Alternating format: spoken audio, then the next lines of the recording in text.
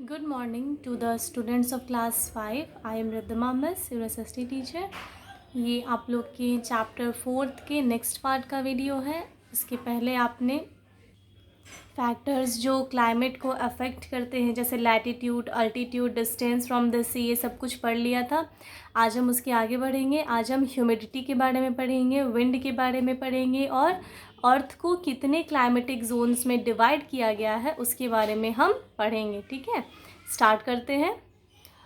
Humidity, the amount of water vapour present in the air is known as humidity. Humidity क्या होता है? Air में कितना water vapour present है, कितना मॉइस्चर, कितनी नमी एयर में प्रेजेंट है, उसको हम ह्यूमिडिटी कहते हैं। ठीक है, ह्यूमिडिटी को हिंदी में नमी ही बोला जाता है। ठीक है, तो हवा में कितनी मॉइस्चर है, कितना मॉइस्चर प्रेजेंट है, उसको हम ह्यूमिडिटी कहते हैं। The closer a place is to the sea the more cool and humid it is. जो कोई भी जगह जितने समुद्र के अगर नज़दीक होगी तो वो जगह जो है उतनी ही ह्यूमिड होगी, वहाँ पे उतनी ही ज़्यादा नमी होगी। ठीक है, humidity of a place increases in the rainy season as the air carries more moisture in it, that is why we sweat a lot in the rainy season. Humidity जो है किसी भी जगह का रेनी सीजन में, बारिश के मौसम में ज़्यादा इंक्रीज़ करता है, ज़्यादा बढ़ जाता है, क्योंकि उस टाइम पे एयर में जो है ज़्यादा नमी होती है, ज़्यादा मॉइस्चर होता है, जिस कारण से आपने ये नोटिस किया कि बारिश के मौसम में, रेनी सीजन में हमें स्वेट भी बहुत ज़्यादा होता है, हमें पसीना भी बहुत ज़्यादा चलता है, क्योंकि उस टाइम पे एयर में जो है मॉइस्चर बहुत ज़्यादा बढ़ जाता है। ह्यूमिडिटी जो है वो किसी भी जगह के क्लाइमेट को भी अफेक्ट करता है। ये जो हमने स्टार्टिंग में पढ़ा था फैक्टर्स जो क्लाइमेट को अफेक्ट करते हैं, तो उसमें एक ये भी था ह्यूमिडिटी। ये किसी भी जगह के क्लाइमेट को बहुत ज़्यादा अफेक्ट करता है। ठीक है, प्लेन एरिया में ह्यूमिडिटी के कारण जो है रेनफॉल होती है, बारिश होती है, और वही ठंडे जगहों पर ह्यूमिडिटी के कारण ही जो है बर्फ़बारी भी होती है, स्नोफॉल होता है। किसी भी जगह, कोई भी जगह कितना ह्यूमिड है, मतलब वहाँ पे कितनी ज़्यादा नमी है, वो डिपेंड करता है उस जगह के डिस्टेंस पर, कि वो समुद्र से कितने डिस्टेंस पर है, समुद्र से उस जगह की कितनी ज़्यादा दूरी है। ठीक है, अगर वो जगह समुद्र के बहुत ज़्यादा नज़दीक है तो वहाँ पे ह्यूमिडिटी भी ज़्यादा होगी, वहाँ पे हवा में मॉइस्चर बहुत ज़्यादा प्रेजेंट होगा। ठीक है, अब नेक्स्ट आगे बढ़ते हैं विंड। चलिए अब नेक्स्ट आते हैं विंड्स पर। Horizontal moving air is called wind. Horizontal moving जो एयर होता है उसको हम विंड कहते हैं, जानते हैं। हॉट विंड्स जो है, गर्म हवाएं जो है वो किसी भी जगह का टेम्परेचर जो है वो तापमान बढ़ा देती हैं, जबकि कोल्ड विंड, ठंडी हवाएं जो है ये टेम्परेचर डिक्रीज़ करती है, मतलब टेम्परेचर कम कर देती हैं। ठीक है, तो फैक्टर्स जो क्लाइमेट को अफेक्ट करते हैं उनके बारे में तो हमने पढ़ लिया। Latitude, altitude, distance from the sea, humidity and winds, ये सारे फैक्टर्स जो है ये किसी भी जगह के क्लाइमेट को अफेक्ट करते हैं। वहाँ का क्लाइमेट कैसा होगा इन सब चीज़ों पर डिपेंड करता है। ठीक है, अब हम आगे बढ़ेंगे। अब हम देखेंगे कि अर्थ को कितने क्लाइमेटिक जोन्स में डिवाइड किया गया है, अर्थ को कितने क्लाइमेटिक जोन्स में बांटा गया है। ठीक है, स्टार्ट करते हैं। The earth has been divided into 3 climatic और heat zones, these are also called temperate zone. Earth को जो है 3 क्लाइमेटिक जोन, या फिर उसको आप हीट जोन भी कह सकते हो, 3 हीट जोन में डिवाइड किया गया है। इनको एक और नेम टेम्परेट जोन के नेम से भी जाना जाता है। तो वो जो 3 क्लाइमेटिक जोन्स हैं उनका नेम है, फर्स्ट है टॉरिड जोन, सेकेंड है temperate zone and the third one is frigid zone. इन तीनों जोन के बारे में, टॉरिड, टेम्परेट एंड फ्रिजिड, इन तीनों के बारे में हम 1 बाय 1 डीपली पढ़ेंगे। ठीक है, स्टार्ट करते हैं आगे। तो सबसे फर्स्ट हम पढ़ते हैं टॉरिड जोन के बारे में। टॉरिड जोन को जो है हॉट जोन या फिर इक्वाटोरियल जोन के नेम से भी जाना जाता है। ठीक है, ये जो है सबसे हॉटेस्ट जोन, क्लाइमेटिक जोन है अर्थ सरफेस का, क्योंकि यहाँ पर सन का रेज जो है वो डायरेक्टली पड़ता है। फिगर के थ्रू देखते हैं कि टॉरिड जोन है कहाँ पर। ये देखिए, ये है टॉरिड जोन का पिक्चर। टॉरिड जोन जो है ये आपका tropic of Capricorn and tropic of Cancer के बीच में पड़ता है। ठीक है, ये है ट्रॉपिक ऑफ कैप्रिकॉर्न और ऊपर है ट्रॉपिक ऑफ कैंसर। इन दोनों के बीच में जो जोन, क्लाइमेटिक जोन आता है उसको हम टॉरिड जोन कहते हैं। इसको इक्वाटोरियल जोन भी कहते हैं, क्योंकि ये इक्वेटर के बिल्कुल नज़दीक है, इसलिए इसको इक्वाटोरियल जोन भी कहते हैं।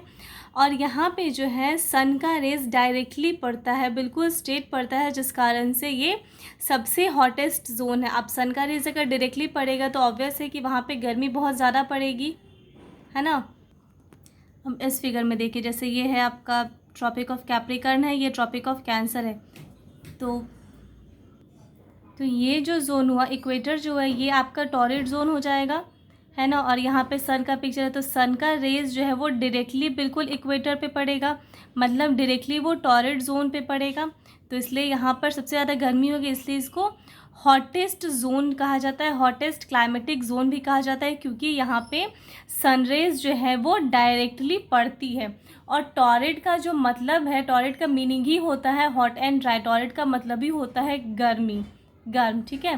तो इस रीज़न में जो भी प्लेस होंगे वहाँ पे बहुत ज़्यादा गर्मी पड़ेगी, बहुत ज़्यादा हॉट एंड ह्यूमिड क्लाइमेट होगा वहाँ का, ठीक है। जहाँ का climate hot humid and wet होगा, ऐसे क्लाइमेट को ट्रॉपिकल क्लाइमेट भी कहा जाता है। ट्रॉपिकल क्लाइमेट के नेम से भी हम इसको कह सकते हैं, जानते हैं, ठीक है। ये तो समझ में आ गया कि टॉरिड जोन आप कहाँ पर है। ट्रॉपिक ऑफ कैंसर और ट्रॉपिक ऑफ कैप्रिकॉर्न के बीच में का जो जोन है उसको हम टॉरिड जोन या फिर इक्वाटोरियल जोन भी कह सकते हैं, ठीक है। The weather is hot humid and rainy throughout the year. इस एरिया का जो टॉरिड जोन का जो वेदर है वो पूरे ईयर जो है, पूरे साल जो है हॉट होगा, गर्म होगा, ह्यूमिडिटी वहाँ पे होगी, नमी होगी और रेनी होगा। तो ऐसे क्लाइमेट को जो है एक वन वर्ड में डिफाइन किया जाता है, ट्रॉपिकल क्लाइमेट। वहाँ के क्लाइमेट को हम बोल सकते हैं। कौन कौन सी जगह यहाँ पे लोकेटेड हो जाएंगे, तो सहारा डेजर्ट जो है अफ्रीका का, या फिर अमेजन रेन फॉरेस्ट जो है साउथ अमेरिका का, ये सारे दोनों जगह जो आपके टॉरिड जोन में ही लोकेटेड हैं, ठीक है। टॉरिड जोन तो क्लियर हो गया। Tropic of Cancer and tropic of Capricorn के बीच का जो जोन है उसको हम टॉरिड जोन कहेंगे। यहाँ पे गर्मी बहुत ज़्यादा होती है, सबसे हॉटेस्ट क्लाइमेटिक जोन है, क्योंकि यहाँ पे सन का रेज एकदम डायरेक्टली पड़ता है, ठीक है। अब नेक्स्ट आगे बढ़ते हैं हम। नेक्स्ट है temperate zone. This zone is divided in two part. The north temperate zone lies between the tropic of Cancer and the Arctic circle, and the south temperate zone lies between the tropic of Capricorn and the Antarctic circle. Temperate zone को जो है दो part में divide किया गया है, north और south temperate zone, ठीक है। नॉर्थ टेम्परेट जोन जो है आपका ये है ट्रॉपिक ऑफ कैंसर और आर्कटिक सर्कल के बीच में, और साउथ टेम्परेट जोन कहाँ है, तो ये है ट्रॉपिक ऑफ कैप्रिकॉर्न और एंटार्क्टिक सर्कल के बीच में।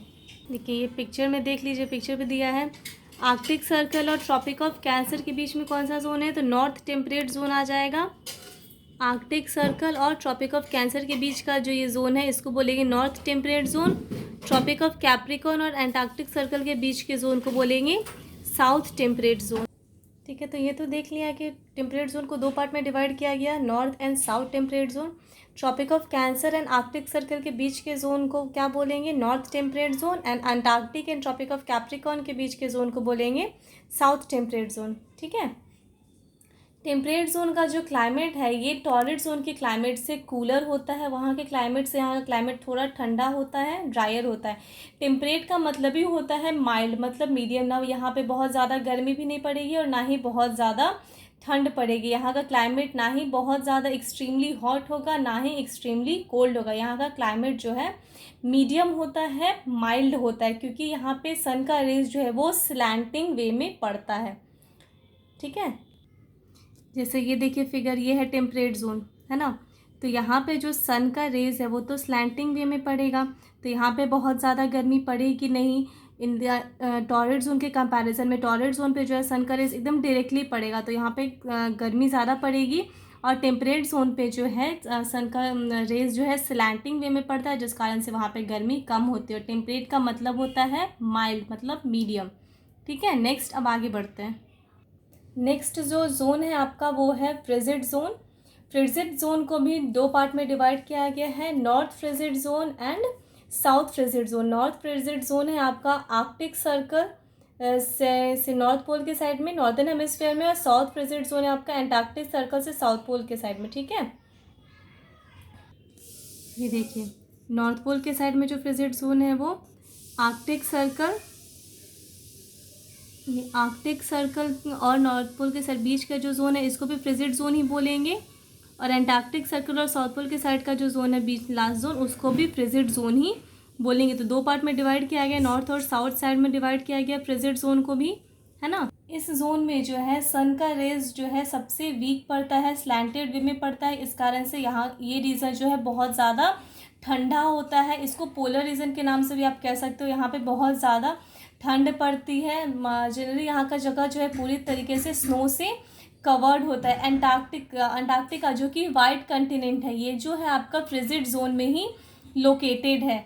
वाइट कंटिनेंट क्यों बोलते हैं अंटार्कटिका को? क्योंकि वहाँ पे पूरा जो है स्नो का एक लेयर जमा हुआ है, जिस कारण से उसको वाइट कंटिनेंट बोलते हैं।